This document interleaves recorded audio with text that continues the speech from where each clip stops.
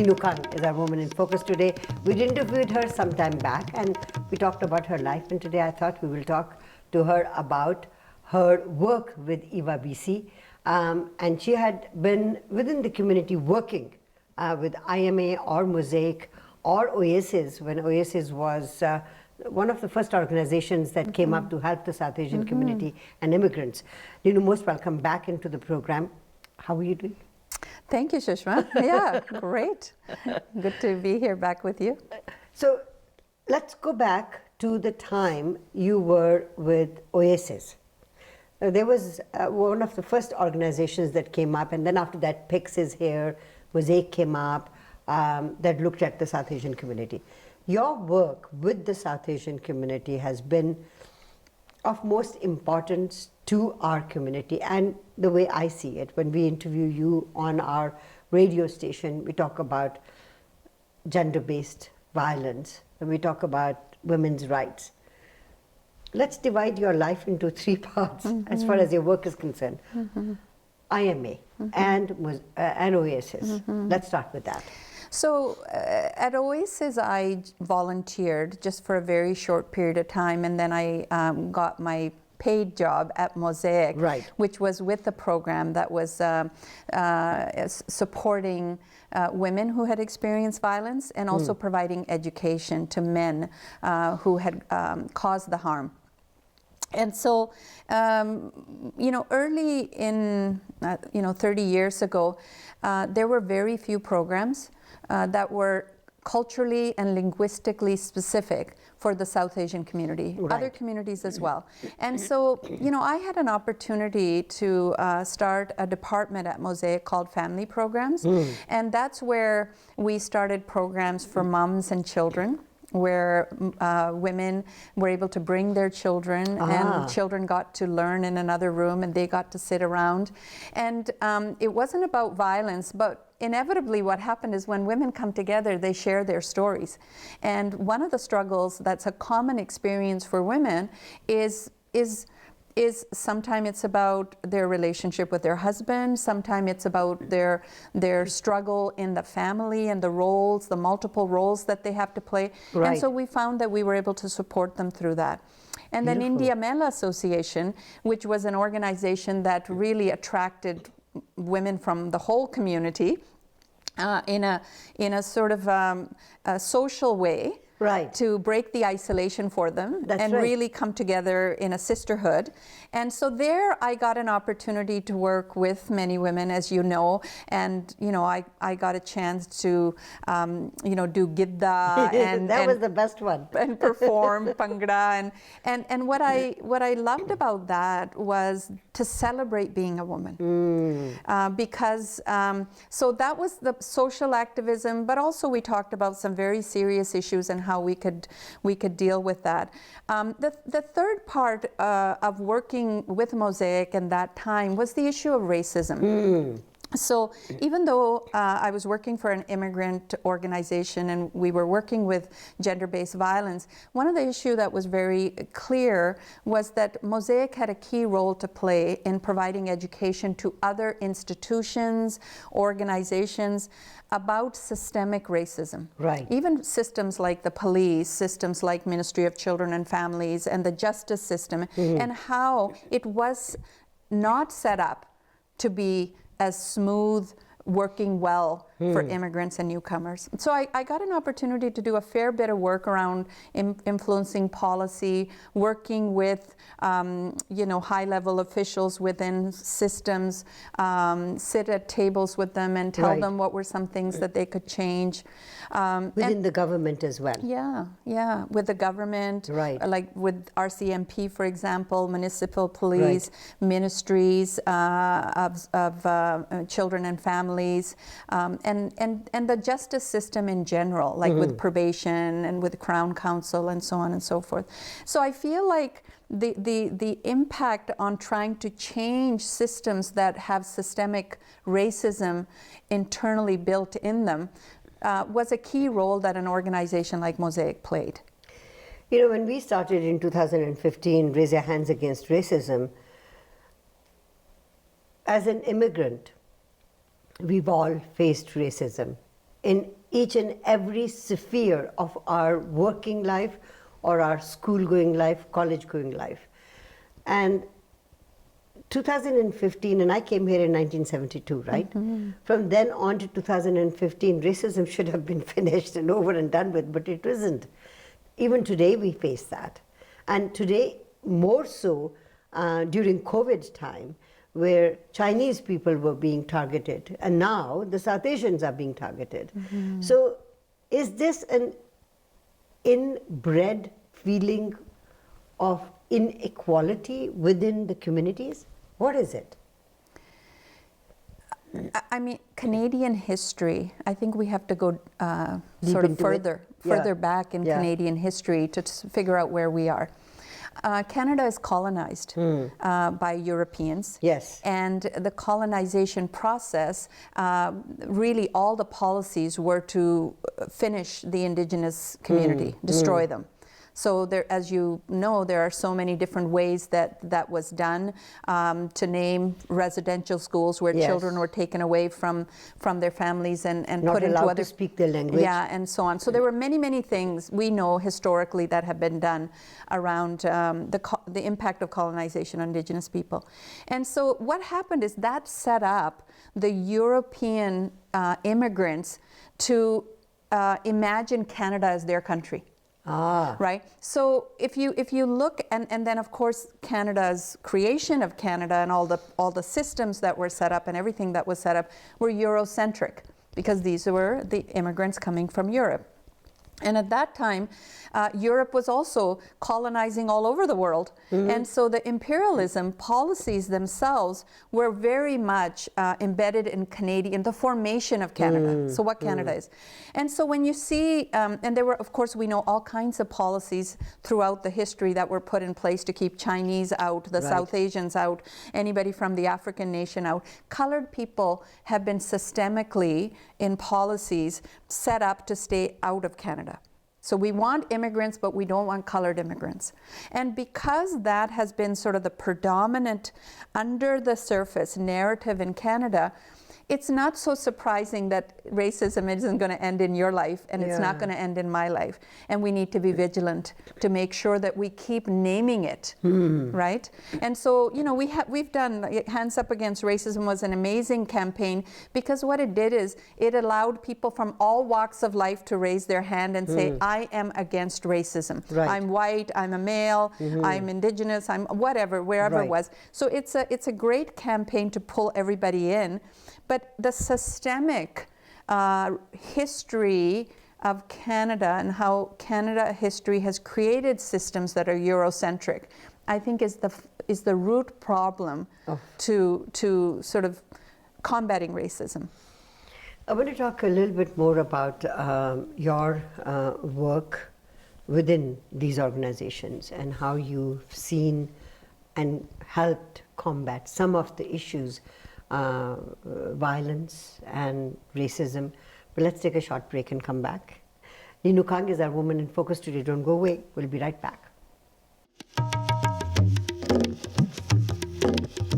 Welcome back to Women in Focus. Ninu Kang is our Woman in Focus today. Heavy duty talk here, but very interesting. Ninu, you mentioned that when you were working with Mosaic, you were doing you're counseling men, talking to men, listening to them. What sort of things did you hear from them, and has that counseling helped at all? Or what has it done? You know, as a woman in a room with 12 to 16 men, with another male facilitator, it's intimidating. And these are men who have been charged. So they've gone through the police and gone to court, and now they've ended up, and they're angry. They're in denial of what they've done and the harm they've caused, and very few of them are, when they first come in, very few of them take responsibility for what has happened. Okay. And so one of the, I think, early challenges when men come into the group is finding ways of, if you understand sort of psychology, it's like, how are you going to engage somebody? How are you going to get them to take that wall that they Down. have built up Yes. between you and the counselor? How are you going to take that wall down so that you can talk, so that you can try to create some change and support the person? And one of the things I've learned in my practice over the years is that you have to believe in people. Men or women. So even as a women's advocate, I can't go and talk to a man and just say, well, you're hopeless. Yeah, There's no hope for it's change. Or it's your fault. It's your fault, and that's all there is. Right. So, it's a self-exploration. It's an internal journey that you, as a counselor, you have to say, do you believe the person in front of you? Do you believe they want to be a better person? Right. And so, these are some of my own strategies I've used, which is believing in people, believing that even though someone has caused a harm, they want to be better. And coming in at and talking to them from that lens, and hearing, if they had struggles with the police, tell me about that. And taking the time to really see them as humans, that just because they're men and just because, there's racism against South Asian men and all South Asian men are batterers and this kind of thing, you have to see that that has an influence on the guy that's sitting across from you. And so building the relationship with the client is critical. In terms of, has all these years, all the men that I've ever worked with, everybody's personal change is different. But almost all of the men, I can say, have been influenced and take something away to try to create a change in their life. Not surprising, some of them are superstars and some of them say, they get it. It's a 16-week, 17-week program, and you see the transformation over the 4 months. And others are still struggling, and right to the end they're like, yeah, but she did this to me and it was her mother, and if it wasn't for her father. So you see people struggling.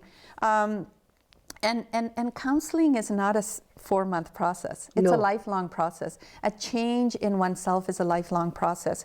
So if I was to say that the one thing that I think would be a gem that we provided to men, and that was to show them that to have a healthy relationship adds to your life. Not to the women, not to the children, but to be a better person, to find a way to be nonviolent, to be emotionally healthy, is going to create, it's going to benefit you in all kinds of ways, in your relationship with your wife, your work, your children, and all. And so, those are some of the sort of nuggets, I think, that we try to leave with men. So let me take you to that time when you were talking to these people. What were the most important or statements that stood out for you about these men? What was it? Was it the family? Was it the in-laws? Was it the wife's attitude? Was it she's too beautiful, she's not beautiful? What was it? Was it superficial? Was it deep down? What was it? I would say one of the key things that surface is the messages that they got as men. That they are the prince, they were the chosen ones out of the family, they were the boys. And those deep, deep embedded messages, and these are good men. They're men that want to have a good life, they care about the world, but that was instilled in them. And so when you actually start to peel that apart and you open it up, you can see that, men would say, well, I came home and the food wasn't ready and she was on the phone. And later I found out she was on the phone with her mother. And, wouldn't you lose it if you were hungry and you came home and she didn't even say hello to you and acknowledge you and she was on the phone? And so then you go deeper and say, how is that?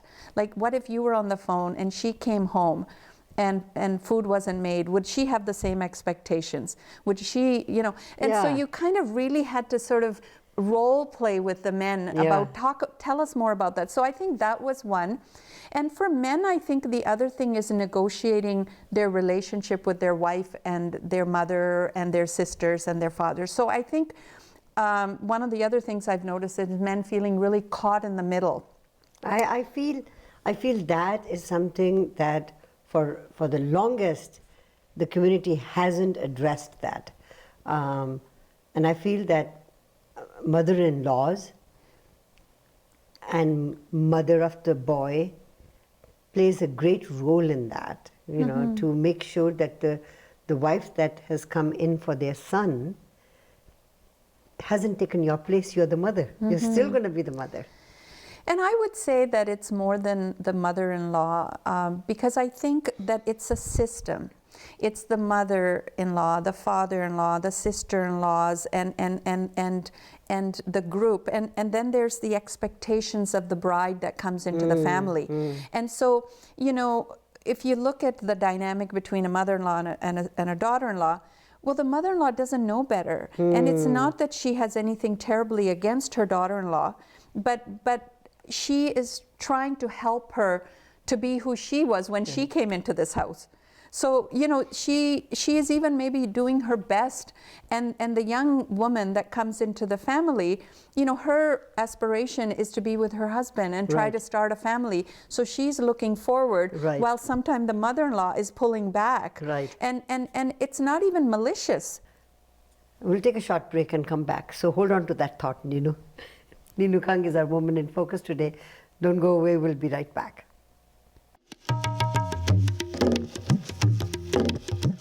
Welcome back. Ninu Kang is our Woman in Focus today. Such an interesting conversation, Ninu, talking about the community, our community. You know, you said something which is very interesting. We want to keep the values close to our heart. We want our children to be culturally aware. We want our children to be, you know, Indians and whatever, Sikh or Hindu or whatever, whichever way you want to take it. Yet we come to Canada. And when we come to Canada, do we know that we are going to be living in a different country, in a different culture, different ways of life? So I have a 2 cents worth to say before I ask you a question. And that is, when you leave your homeland, you couldn't fight the battles there. So you become a traitor for that country, and you come to another country and you make that your home. And sitting in this country, where you benefits of this country, you take it, you enjoy it, and then you fight the battles of the country you've left, then you're a traitor for this country. So what are you? So be in unison with one country, with one culture, with one, and adopt everything else. Whatever is good. You know, we've got good stuff in our culture. Let's give that to others and take the best from others. What do you say? Well, I would want to go to the next level. Okay, let's go to the next level. I want to go to the next level. So there's no doubt that, you know, I, like many, have sort of talked about having my foot in 2 cultures, and so left the country, still want to, you know, love Hindi music, love the latest movies that are coming out. Yet wear Indian outfit. Enjoy our culture, whatever that we love of it, and then want to be Canadian and want to function and want to have all the capacity. I would go one step further and say embrace the multiculturalism that we are so fortunate to live in and around. So, for example, when I was growing up, you know, we knew from my father that you never look at a boy. You're going to have arranged marriage. Don't even look at another boy. And if someone looks at you, keep walking fast.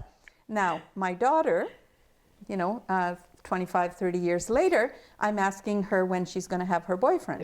When is, you know, do you like somebody? How is that? Now, if you think about where we're living, and we're also seeing mixed race marriages now. That's right. And so I think that this is the next challenge that is upon us, which is that what do you want Canada to look like, and what are you going to contribute to that creation of Canada? That's right. And so now we are here.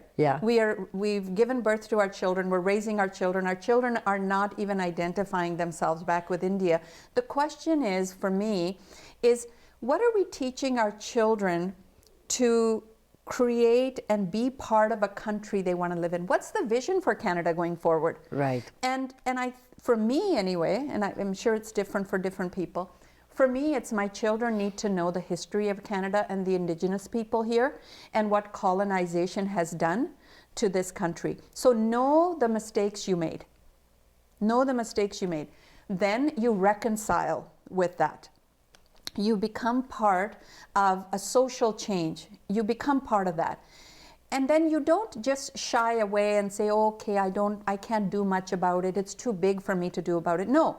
Every little ripple is going to cause you to imagine the country that you want to live in. For sure. And so then you have to be actively engaged. So you can't just sit back and say, oh yeah, I enjoy fresh air, I like water, clean water, and I like my human rights. I like the fact that I can watch Netflix when I'm in COVID and I'm comfortable, I'm living. No, that is a privilege. And what do we need to do to keep that privilege? And in the, earlier we were talking about racism. Right. And no matter what walk of life you're from, what is going to be our work in eliminating not just white racism on colored people, but lateral racism. Within our own communities. Within our own community. Yes. From Chinese to South Asian to Chinese, our community to blacks, our Yes. community to indigenous people. So our work is not done. And we can't just sit back and say we're the victims. We have to look at what privileges we have and how are we going to use those privileges to make a better country that we want to live in. Well said. And I thank you for that. Ninu, where do you see yourself in the next 5 years? Well, as you know, I've just started an Ending Violence Association of British Columbia, and I think they would cringe if I said, I'm thinking about it. So I see myself really working with this provincial organization, learning from previous leadership. Tracy Porteous, who's been there for nearly 35 years and is a remarkable woman and has achieved so much in advancement of gender-based violence in our province. I want to, I have an amazing staff there, and I see lots of work ahead of us. Good. And I think, we want to work closely with the government. We want to work closely with other organizations and other partners, and to continue to mitigate gender-based violence and look at all the issues that intersected around other folks in Marginalized communities. marginalized people. Yeah. Thank you for being our Woman in Focus today. Well, it's been a pleasure. Thank you for having me back. Ninu Kang has been our Woman in Focus today. Don't go away. We'll be right back.